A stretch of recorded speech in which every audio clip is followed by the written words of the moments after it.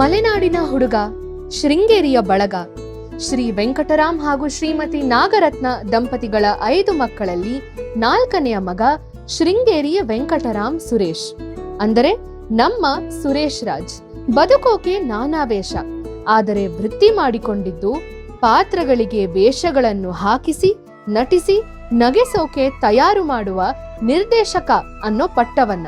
ಕನ್ನಡ ಚಿತ್ರರಂಗದ ದಿಗ್ಗಜರು ಸಂಕಲನಕಾರ ಭಕ್ತವತ್ಸಲಂ, ಶಂಕರ್ ನಾಗ್, ಕಾಶಿನಾಥ್, ದ್ವಾರಕೀಶ್ ಹಾಗೂ ಇನ್ನಿತರ ಗಣ್ಯರ ಗರಡಿಯಲ್ಲಿ ತಯಾರಿ ಪಡೆದು ಸುಮಾರು 100ಕ್ಕೂ ಹೆಚ್ಚು ಚಿತ್ರಗಳಿಗೆ ಸಹ ನಿರ್ದೇಶಕರಾಗಿ ದುಡಿದು ಪ್ರೇಮ ಎಂಬ ಚಿತ್ರದ ಮೂಲಕ ತಾವೇ ಸ್ವತಂತ್ರ ನಿರ್ದೇಶಕರಾಗಿ ಲೊಡ್ಡೆ, ಸ್ತ್ರೀ ಶಕ್ತಿ ಹಾಗೂ ವೀಕೆಂಡ್ ಅನ್ನೋ ಚಿತ್ರಗಳನ್ನ ನಿರ್ದೇಶನ ಕೂಡ ಮಾಡಿದ್ದಾರೆ.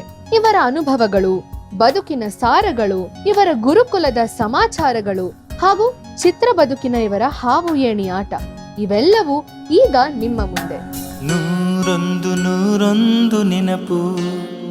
ವೀಕ್ಷಕರೇ, ಸ್ನೇಹಿತರೆ, ನಮಸ್ಕಾರ. ನಿಮ್ಮೆಲ್ಲರಿಗೂ ನಿಮ್ಮ ರಘುರಾಮ್ ಮಾಡುವ ಈ 101 ನೆನಪು ಹೊಸ ಸರಣಿಗೆ ಸ್ವಾಗತ, ಸುಸ್ವಾಗತ. ನಿಮಗೆಲ್ಲ ಗೊತ್ತು, ಈ ಕಾರ್ಯಕ್ರಮ ಮಾಡಬೇಕಾದ್ರೆ ನಿಮ್ಮ ರಘುರಾಮ್ ಮುಖಕ್ಕೆ ಬಣ್ಣ ಹಚ್ಚಲ್ಲ, ಬಣ್ಣದ ಮಾತಾಡಲ್ಲ. ಆದರೆ ನಮ್ಮ ಬಣ್ಣದ ಲೋಕ ಕಟ್ಟಿಕೊಡಲು ಸಾಧ್ಯವಾಗಿರುವ ಹಿರಿಯರನ್ನ, ದಿಗ್ಗಜರನ್ನ ಎಲ್ಲೇ ಇರಲಿ ಹೋಗಿ ಹುಡುಕಿ ಹೆಕ್ಕಿ ಅವರ ಜೀವನದ ಕಥೆನ ನಿಮ್ಮ ಮುಂದೆ ದಾಖಲಿಸೋದನ್ನು ಮರಲ್ಲ ಅಂತ ಹೇಳ್ತಾ, ಇವತ್ತಿನ ಈ ವಿಶೇಷವಾದ ಅತಿಥಿನ ನಾನು ತುಂಬ ಹೃದಯದಿಂದ ಸ್ವಾಗತಿಸ್ತೀನಿ. ಇವರು ಪರ್ಟಿಕ್ಯುಲರ್ಲಿ ನಮಗೆ, ಅಂದರೆ ಡೈರೆಕ್ಷನ್ ಡಿಪಾರ್ಟ್ಮೆಂಟಲ್ಲಿರೋರಿಗೆ, ನಿರ್ದೇಶಕರಿಗೆ ತುಂಬ ದೊಡ್ಡ ಸೀನಿಯರ್. ಅವರು ಗರಡಿ ಎಂತೆಂಥದ್ದು ಅಂತಂದರೆ ದಿಗ್ಗಜರ ಗರಡಿಗಳಲ್ಲಿ ಕೆಲಸ ಮಾಡ್ಕೊಂಬಂದ ಒಬ್ಬ ಧೀಮಂತ ನಿರ್ದೇಶಕರು. ಆ್ಯಂಡ್ ನಾನು ಇತ್ತೀಚೆಗಷ್ಟೇ ಈ ಕೋಟಿಗೊಬ್ಬ ಸರಣಿನ ನೀವು ನೋಡ್ತಾ ಇದ್ದೀರಾ. ಕೋಟಿಗೊಬ್ಬ ಸರಣಿನ ನೋಡ್ತಿರೋ ಟೈಮ್ನಲ್ಲಿ ನಮ್ಮ ಸುರೇಶ್ ಅಣ್ಣ, ಸುರೇಶ್ ರಾಜ್ ಅವರ ಹೆಸರು, ನಾನು ಪ್ರೀತಿಯಿಂದ ಸುರೇಶ್ ಅಣ್ಣ ಅಂತ ಕರಿತೀನಿ. ಸೊ ಇಲ್ಲೂ ಹಾಗೆ ಕರಿತೀನಿ. ಅವರು ಮನೆಗೆ ಬಂದಿದ್ದರು. ಬಂದಾಗ ಅಣ್ಣ ನಿಮ್ಮದೊಂದು ದಾಖಲೆ ಮಾಡಬೇಕಣ್ಣ, ಯಾಕೆಂದರೆ ಅವರ ಅನುಭವಗಳಿದೆಯಲ್ಲ, ಅದು ಕಾಶಿನಾಥ್ ಅವ್ರ ಜೊತೆಗಿರ್ಬೋದು, ಶಂಕರ್ನಾಥ್ ಸರ್ ಜೊತೆಗಿರ್ಬೋದು, ವಿಷ್ಣು ಸರ್ ಜೊತೆಗಿರ್ಬೋದು, ಅಂಬರೀಷ್ ಅವ್ರ ಜೊತೆಗಿರ್ಬೋದು, ಟೈಗರ್ ಪ್ರಭಾಕರ್, ಅದು ಒಂದು ಗ್ರಂಥ.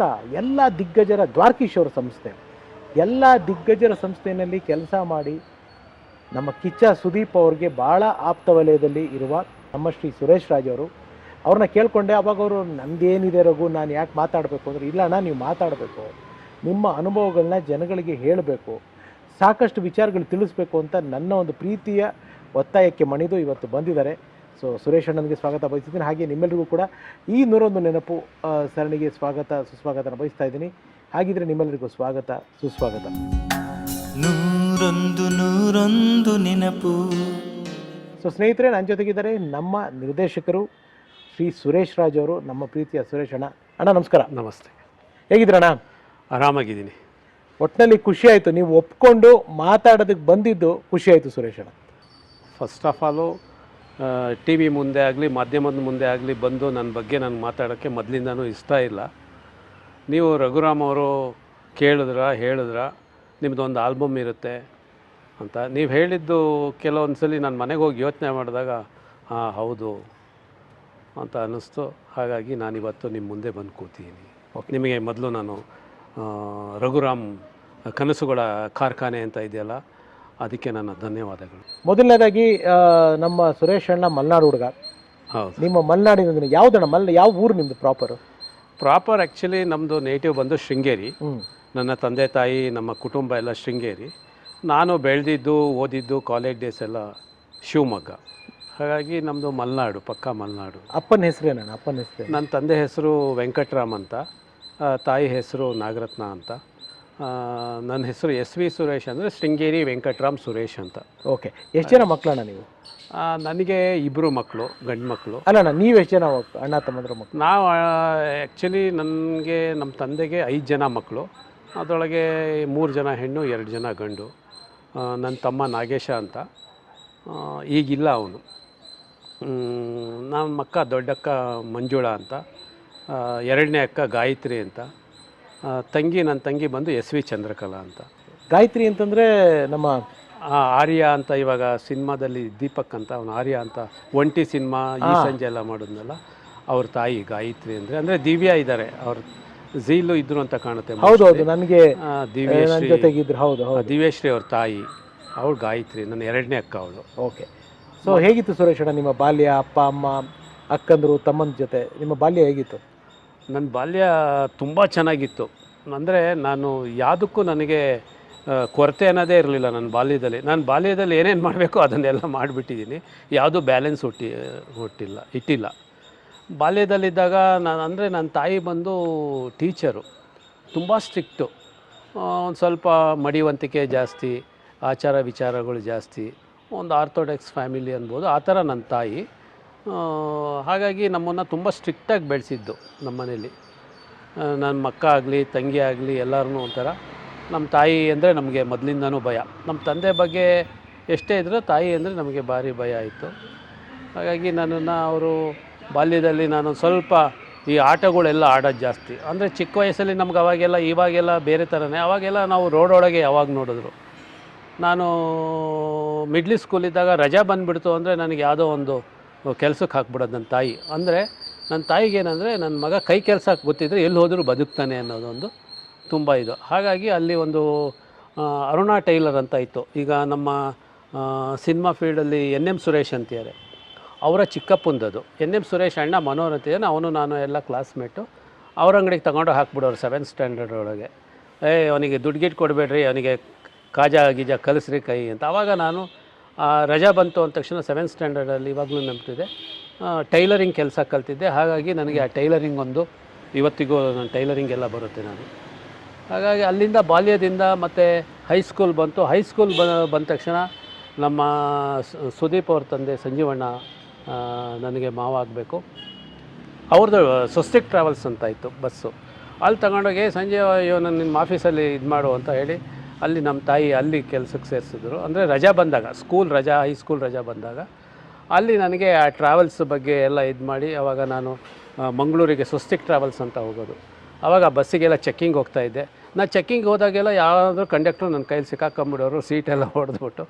ಅವಾಗ ಬಂದು ಹೇಳ್ತಿದ್ದೆ ಒಂದು ಸಿಕ್ಕಾಕೊಂಬಿಟ್ಟಿದ್ದಾನೆ ಅಂತ. ಅವಾಗ ಅವ್ರು ಬೈಯೋದೇ, ಆ ಚಿಕ್ಕ ಹುಡುಗ ಕಣೆ, ಚಡ್ಡಿ ಹಾಕೊಂಬರ್ತಾರೆ, ನನ್ನ ಕಾಲು ಕೆಳಗೆ ನುಸಿರಯ್ಯ ನೀವು, ಅವನ ಕೈಯಲ್ಲಿ ಸಿಕ್ಕಾಕೊಂಡಿರಲ್ಲ ಅಂತ. ಹಾಗಾಗಿ ನಾನು ಎಲ್ಲೋದ್ರೂ ನನ್ನ ಕೆಲಸದ ಬಗ್ಗೆ ಪ್ರಾಮಾಣಿಕವಾಗಿ ಕೆಲಸ ಕಲಿಯೋದು ಮಾಡೋದು ಬಂದೆ.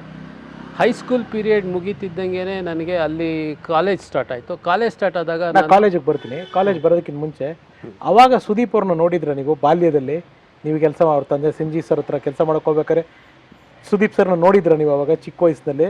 ಹೌದೌದು, ಚಿಕ್ಕ ಹುಡುಗದಿಂದನೂ ನಾನು ನೋಡಿದ್ದೀನಿ. ಯಾಕಂದರೆ ಶಿವಮೊಗ್ಗದಲ್ಲಿ ಅಲ್ಲಿ ದುರ್ಗಿಗುಡಿ ಅಂತಿದೆ, ಅಲ್ಲೇ ದೀಪು ಓದ್ತಾ ಇದ್ದಿದ್ದು. ನಾವು ಸುದೀಪರಿಗೆ ದೀಪು ಅಂತಲೇ ಮೊದಲಿಂದನೂ ಚಿಕ್ಕ ಮಗುವಿಂದ ಕರೆಯೋದ್ರಿಂದ ಹಾಗಾಗಿ ಅದು ಸ್ವಲ್ಪ ಸಲಿಗೆ ಇದೆ. ಹೇಗಿದ್ರಣ್ಣ ಬಾಲ್ಯದಲ್ಲಿ ಸುದೀಪ್? ಬಾಲ್ಯನ ಮೊದಲಿಂದನೂ ಸ್ಮಾರ್ಟು ಸುದೀಪ್ ಅವರು. ಚಿಕ್ಕ ವಯಸ್ಸನ್ನು ಮುದ್ದು ಅಂದರೆ ಸಖತ್ ಮುದ್ದು. ನಮ್ಗೆ ಆವಾಗಲೇ ಅವಾಗ ಸುದೀಪ್ ಅವ್ರ ಮನೆಗೆ ಎಲ್ಲ ಈ ಸಿನಿಮಾದವರು ಯಾರೇ ಬಂದ್ರು, ಅಂಬರೀಷ್ ಅವ್ರು ಇರ್ಬೋದು, ಶ್ರೀನಾಥ್ ಅವ್ರು ಇರ್ಬೋದು, ಯಾರೇ ಸಿನಿಮಾದವ್ರು ಬಂದರೆ ಸುದೀಪ್ ಅವ್ರ ಮನೆಗೆ ಬರೋರು. ನಾವು ಅವಾಗ ಶಿವಮೊಗ್ಗದಲ್ಲಿ. ಯಾಕಂದರೆ ಅವ್ರಿಗೆ ಮೊದಲಿಂದನೂ ಸ್ನೇಹಜೀವಿ ಅವರು, ಸುದೀಪ್ ಅವರು ತಾಯಿ ತಂದೆ ಎಲ್ಲ.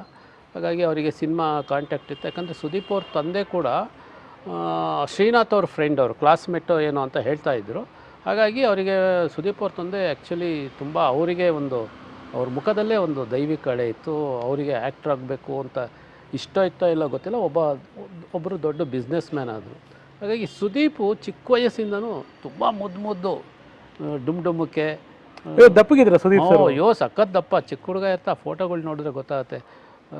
ನಮ್ಮ ಇವರು ಪುನೀತ್ ರಾಜ್ಕುಮಾರು ಅವಾಗ. ಹೌದು, ಒಂದು ಅಪ್ಪು ಸರ್ದು ಸುದೀಪ್ ಸರ್ದು ನೀವು ಏನಾದ್ರು ಇದ್ರಣ್ಣ ಆ ಸಂದರ್ಭದಲ್ಲಿ? ಅವಾಗ ನಾನು ಹೋಗಿದ್ದೆ ನೋಡೋಕ್ಕೆ. ಓಕೆ. ಅವಾಗ ನಾನು ಅವ್ರ ಮನೆಗೆ ಯಾರೇ ಬಂದರೂ ನಾನು ಓಡೋಗ್ಬಿಡ್ತಿದ್ದೆ. ಫಸ್ಟ್ ನಂಗೆ ಗೊತ್ತಾಗ್ಬಿಡೋದು, ಇವತ್ತು ಯಾರೋ ಬಂದಿದ್ದಾರೆ ಇವ್ರ ಮನೆಗೆ ಅಂತ. ಹೋಗಿ ಬಾಗ್ಲ ಹತ್ರ ನಿಂತ್ಕೊಂಡಿರೋದು ನೋಡಿ ಕೊನೆಗೆ ಒಳಗಡೆ ಹೋಗ್ತಿದ್ದೆ. ಬಟ್ ನಾನು ಅವ್ರನ್ನ ಯಾರೂ ಜಾಸ್ತಿ ಮಾತಾಡಿಸ್ತಾ ಇರಲಿಲ್ಲ. ಅಂದರೆ ಅವರವರಲ್ಲೇ ಮಾತಾಡ್ಕೊಳ್ಳೋರು, ನಾನು ನೋಡಿ ಖುಷಿ ಪಟ್ಕೊಂಡು ಬರ್ತಾಯಿದ್ದೆ. ಆವಾಗ ಅಪ್ಪು ಜೊತೆ ಒಂದು ಫೋಟೋ ಇದೆ ನೋಡಿ, ಅದರೊಳಗೆ ಸುದೀಪ್ನವರು ಎಷ್ಟು ಸ್ಮಾರ್ಟಾಗಿ ಕಾಣ್ತಾರೆ ಅಂತ. ಹಾಗಾಗಿ ಆ ಚಿಕ್ಕ ವಯಸ್ಸಂದೂ ಸುದೀಪ್ ವೆರಿ ಸ್ಮಾರ್ಟ್. ಅವಾಗ ಏನು ಕರೆಯೋರಣ್ಣ ಸುದೀಪ್ ಸರ್ ನಿಮ್ಮನ್ನ ಏನು ಕರೆಯೋರು? ಇಲ್ಲ, ಸುದೀಪಿಗೆ ಆವಾಗ ಏನಂದರೆ ಅವ್ರು ಜಾಸ್ತಿ ಮಾತಾಡ್ತಿರ್ಲಿಲ್ಲ. ಮೊದಲಿಂದನೂ ಸುದೀಪ್ ಯಾರ ಹತ್ರನೂ ಜಾಸ್ತಿ ಮಾತಾಡ್ತಿರ್ಲಿಲ್ಲ.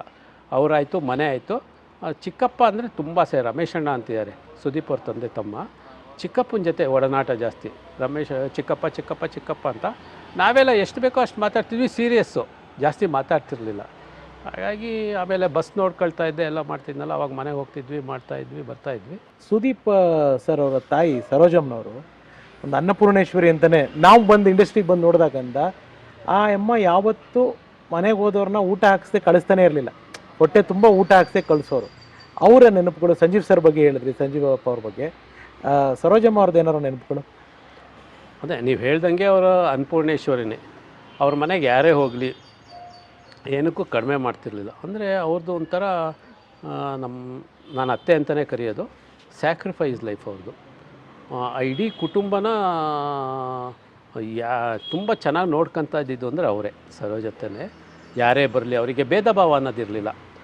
ಅವ್ರ ಕಡೆಯವರು ಇರ್ಬೋದು, ಗಂಡನ ಕಡೆಯವರು ಇರ್ಬೋದು, ಇವ್ರ ಕಡೆ ಯಾರೇ ಬಂದ್ರೂ ಎಲ್ಲರನ್ನೂ ಚೆನ್ನಾಗಿ ನೋಡ್ಕೊಳ್ಳೋರು, ಟ್ರೀಟ್ ಮಾಡೋರು. ಅವ್ರಿಗೆ ಏನು ಬೇಕೋ ಅದಕ್ಕೆ ಗೊತ್ತಿಲ್ದಂಗೆ, ಸುದೀಪ್ ಅವ್ರ ತಂದೆ ಗೊತ್ತಿಲ್ದಂಗೆ ಹಣಕಾಸು ಸಪೋರ್ಟ್ ಮಾಡೋರು ಅವರು. ಹಾಗಾಗಿ ನನಗೆ ಒಂದು ಚೆನ್ನಾಗೆ ಜ್ಞಾಪಕ ಅಂದರೆ ಶಿವಮೊಗ್ಗದಲ್ಲಿ ನಾನೊಂದು ಸ್ವಲ್ಪ ಈ ಸ್ವೀಟ್ ಎಲ್ಲ ತಿನ್ನೋದು ಜಾಸ್ತಿ. ಪಾಯಸ ಅಂದರೆ ಭಾರಿ ಆಸೆ. ಅವ್ರ ಮನೇಲಿ ಹಬ್ಬ ಆಯಿತು ಅಂದರೆ ಒಂದು ಡಬ್ರಿ ಪಾಯಸ ಮಾಡಿರೋರು. ಅದು ಉಳಿದು ಬಿಟ್ಟಿರೋದು. ಅದು ಸುರೇಶ ಬರಬೇಕಪ್ಪ, ಸುರೇಶ ಬರೋ ತನಕ ಪಾಯಸ ಖಾಲಿ ಆಗಲ್ಲ ಅಂತ ನನಗೆ ಹೇಳ್ಕೊಳ್ಸೋರು. ನಾನು ಬಂದೆ ಅಂದರೆ ಅದೇನಿದೆಯೋ ಎಲ್ಲ ಖಾಲಿ ಮಾಡಿಬಿಡ್ತಿದ್ದೆ. ಹಾಗಾಗಿ ಯಾವಾಗಲೂ ಅದೊಂದು ನೆನಪು. ಅವ್ರ ಮನೇಲಿ ಇವಾಗ ನಾನು ಇರೋತ್ತಿಗೂ ಅಷ್ಟೇ, ಸುರೇಶ ಬಂದ ಅಂದರೆ ಪಾಯಸ ಖಾಲಿ ಆಗುತ್ತೆ ಅಂತ. ಹಾಗೆ ಅವರಿಗೆ ಯಾರಾದರೂ ತಿನ್ನೋದು ಕಂಡ್ರೆ ಅಷ್ಟೊಂದು ಖುಷಿ. ಯಾರು ಬಂದರೂ ಚೆನ್ನಾಗೆ ಟ್ರೀಟ್ ಮಾಡೋರು, ಎಲ್ಲ ಮಾಡೋರು. ಸುದೀಪ್ ಸರು ಅಮ್ಮನ ಮಗ ಆಗಿದ್ರಣ್ಣ. ಅಮ್ಮ ಅಂದರೆ ತುಂಬ ಇಷ್ಟ ಅವಾಗಿದ್ದನೋ, ಚಿಕ್ಕ ವಯಸ್ಸಿಂದನೋ? ಹಾಂ, ಸುದೀಪಿಗೆ ಮೊದಲಿಂದನೂ ತಂದೆ ತಾಯಿ ಇಬ್ಬರೂ ಇಷ್ಟ. ತಂದೆ ತಾಯಿ, ಚಿಕ್ಕಪ್ಪ ಎಲ್ಲರೂ ಇಷ್ಟನೇ.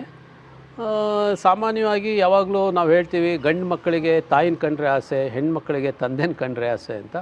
ಆ ಥರ ಒಂದು ಇದು. ಎಸ್ ಸುರೇಶಣ್ಣ, ಕಾಲೇಜಿನ್ನು ನೀವು ಮಾಡಿದ್ದು ಎಲ್ಲಿ, ಯಾವ ಕಾಲೇಜ್ ಓದಿದ್ದು? ಕಾಲೇಜು ನಾನು DBS ಸೀನಿಯರ್ ಕಾಲೇಜಲ್ಲಿ ಓದಿದ್ದು. ಏನಣ್ಣ, ಏನು ಓದಿದ್ರಿ? ನಾನು PUC ಮುಗಿಸಿ BSc ಇನ್ಕಂಪ್ಲೀಟು. Science student? ಹಾಂ, ಸೈನ್ಸ್ ಸ್ಟೂಡೆಂಟು. ಆವಾಗ ನಾನು ಕಾಲೇಜಲ್ಲಿರ್ತಾ ನನಗೆ ಹೈಸ್ಕೂಲ್ದು ಒಂದು ತುಂಬ ಜ್ಞಾಪಕ ಅಂದರೆ, ನಾನು 1974 10th ಸ್ಟ್ಯಾಂಡರ್ಡು. ಆವಾಗ ವಿಷ್ಣುವರ್ಧನ್ದು ನಾಗರಹಾವು ತುಂಬ ಫೇಮಸ್ ಆಗಿಬಿಟ್ಟಿತ್ತು. ಎಲ್ಲಿ ನೋಡ್ರು ನಾಗರಹಾವು, ರಾಮಾಚಾರಿ ಅಂತ. ಆವಾಗ ನನಗೆ ಅಲ್ಲಿಂದನೇ ಕಲೆ ಸ್ಟಾರ್ಟ್ ಆಗಿದ್ದು. ಅಲ್ಲಿ ನಮ್ಮೊಂದು ಹವ್ಯಾಸಿ ತಂಡ ಇತ್ತು ಅಲ್ಲಿ ಶಿವಮೊಗ್ಗದಲ್ಲಿ. ಎಲ್ಲ ನಮ್ಮ ರಿಲೇಷನ್ಗಳೇ, ರವಿ ಅಂತಿದ್ರು, ಅವರೆಲ್ಲ ಒಂದು ದೊಡ್ಡ ತಂಡ ಇತ್ತು. ಅವರು, ಆಮೇಲೆ ಈ NM ಸುರೇಶ್ ಅವ್ರ ಚಿಕ್ಕಪ್ಪ ಕೃಷ್ಣಮೂರ್ತಿ ಅಂತ ತುಂಬ ಒಳ್ಳೆ ಆ್ಯಕ್ಟ್ರು, ಆಮೇಲೆ ನರಸಿಂಹಮೂರ್ತಿ ಅಂತ, ಇವ್ರದ್ದೆಲ್ಲ ಇತ್ತು. ಅದರೊಳಗೆ ಒಂದು ಟಿಪ್ಪು ಸುಲ್ತಾನ್ ಅಂತ ಡ್ರಾಮಾ ಇತ್ತು. ಅದರೊಳಗೆ ನಾನು ಬಾಲಮಹಾರಾಜ, ಅದಕ್ಕೆ ಚೀಫ್ ಗೆಸ್ಟು ವಿಷ್ಣು ಸಾರು. ಕರ್ನಾಟಕ ಸಂಘದಲ್ಲಿ ವಿಷ್ಣು ಸಾರು ಬಂದಿದ್ದರು. ನಾನು ಬಾಲಮಹಾರಾಜ, ನನಗೆ ವಿಷ್ಣು ಸಾರನ್ನು ನೋಡೋದೇ ಒಂದು ದೊಡ್ಡ ಖುಷಿ. ಫಸ್ಟ್ ಟೈಮು ನಾನು ಆವಾಗ ವಿಷ್ಣು ಸಾರನ್ನು ನೋಡಿದಾಗ ಎಲ್ಲರೂ ನಾನು ನೆಕ್ಸ್ಟ್ ಡೇ ಸ್ಕೂಲ್ಗೆ ಹೋಗ್ಬಿಟ್ರೆ, ಏನಪ್ಪ ವಿಷ್ಣುವರ್ಧನ್ ಹತ್ರನೇ ನಿಂತ್ಕೊಂಡು ನೋಡ್ಬಿಟ್ಟು ಎಲ್ಲ ಮಾಡ್ತೀಯ. ಆವಾಗ ಒಂಥರ ದೇವ್ರನ್ನ ನೋಡ್ದಂಗೆ, ಆರ್ಟಿಸ್ಟು ಅಂತ. ನಿಮ್ಮ ಆ್ಯಕ್ಟಿಂಗ್ ನೋಡಿ ಏನಾರು ಅಂದಿದ್ದೆ ವಿಷ್ಣು ಸರ್, ಜ್ಞಾಪಕ ಇದೆಯಾ? ಅದೆಲ್ಲ ಏನು ಹೇಳಿಲ್ಲ ಅವರು. ಅಂದರೆ ಅವರಿಗೆ ಆ ನಾಟಕದಲ್ಲಿ ನಂದು ಸುಮ್ಮನೆ ಬಾಲಮಹಾರಾಜ ಕೂತಿರ್ತೀನಿ ಅಷ್ಟೇ, ಅವ್ರಿಗೆ ಜ್ಞಾಪಕನೇ ಇರಲಿಲ್ಲ ಅದು. ನಾನು ಆಮೇಲೆ ಚಿತ್ರರಂಗಕ್ಕೆ ಬಂದಮೇಲೆ ಒಂದ್ಸಲ ವಿಷ್ಣು ಸರ್ ಹತ್ರ ಹೇಳಿದ್ದೆ ಅದು. ಹಾಗಾಗಿ ಅಲ್ಲಿಂದ ಕಾಲೇಜು ಬಂದ ತಕ್ಷಣ ನನಗೇನಾಯಿತು, ಕಾಲೇಜಲ್ಲಿ ನಾನು ಕಾಲೇಜ್ ಹೋಗ್ತಾನೆ ಸ್ವಲ್ಪ, ಕಾಲೇಜ್ ಬಂದ ತಕ್ಷಣ ವಯಸ್ಸು ಗೊತ್ತಲ್ಲ, ಅದು ರೂಟ್ಗಳು ಚೇಂಜ್ ಆಗುತ್ತೆ ಅಂತ ನಮ್ಮ ತಾಯಿ ಏನು ಮಾಡಿದ್ರು, ಮತ್ತೆ ಕಾಲೇಜಲ್ಲಿ ಫ್ರೆಂಡ್ಸ್ ಜಾಸ್ತಿ ಬೇರೆ ಅಂತ ಹೇಳ್ಬಿಟ್ಟು ಒಬ್ಬರು ಬಿಲ್ಡಿಂಗ್ ಕಾಂಟ್ರಾಕ್ಟ್ರು ಜೊತೆ ಕನ್ಸ್ಟ್ರಕ್ಷನ್ ಲೈನು ಅಲ್ಲಿಗೆ ಹಾಕಿದ್ರು. ಅಣ್ಣಾಮಲೈ ಅಂತ ಮೇಸ್ತ್ರಿ, ನನ್ನ ಫ್ರೆಂಡು ಮಂಜು ಅಂತಿದ್ದ, ಇವಾಗ ದೊಡ್ಡ ಇಂಜಿನಿಯರ್, ಶಿವಮೊಗ್ಗದಲ್ಲಿ ರೋಟ್ರಿ ಪ್ರೆಸಿಡೆಂಟ್ ಎಲ್ಲ ಆಗಿದ್ದಾರೆ. ಅವ್ನು ದೊಡ್ಡ ಕಾಂಟ್ರಾಕ್ಟ್ರ್ ಇವತ್ತು. ಅವ್ರ ತಂದೆನೇ ಅವರು. ಅವ್ರ ಜೊತೆ ನಾನು ಒಂದು 2 ವರ್ಷ ರೈಟ್ರಾಗಿ ಕನ್ಸ್ಟ್ರಕ್ಷನ್ ಲೈನು ಅದು ಕಲ್ತ್ಕೊಂಡೆ. ಬಾಲ್ಯದಲ್ಲಿ ಟೈಲರಿಂಗ್ ಆಯಿತು, ಆಮೇಲೆ ಬಸ್ ಲೈನ್ ಆಯಿತು, ಆಮೇಲೆ ಕನ್ಸ್ಟ್ರಕ್ಷನ್ ಲೈನ್ ಆಯಿತು. ಏನಕ್ಕೆ ಅಂದರೆ ನನ್ನ ತಾಯಿ ಮುಂದೆ ಜೀವನ ಅನ್ನೋದು ಹೆಂಗೆ ಅಂತ ಗೊತ್ತಿರಲ್ಲ. ಇವನು ಹುಟ್ಟು ತರಲೆ, ಎಲ್ಲಿರ್ತಾನೋ ಏನು ಮಾಡ್ತಾನೋ ಗೊತ್ತಿರಲ್ಲ, ಯಾರ ಮಾತು ಕೇಳಲ್ಲ, ಕೈ ಕೆಲಸ ಕಲ್ತಿದ್ರೆ ಹೆಂಗೋ ಬದುಕ್ತಾನೆ ಅನ್ನೋದು ನನ್ನ ತಾಯಿದೊಂದು ಉದ್ದೇಶ. ಹಾಗಾಗಿ ನಾನು ಇವತ್ತು ನನ್ನ ತಾಯಿ ಫಸ್ಟು ನಾನು ಹೇಳಬೇಕಾಗಿರೋದು ನನ್ನ ತಂದೆ ತಾಯಿಗೆ ನಾನು ಯಾವತ್ತೂ ಋಣಿಯಾಗಿರಬೇಕು.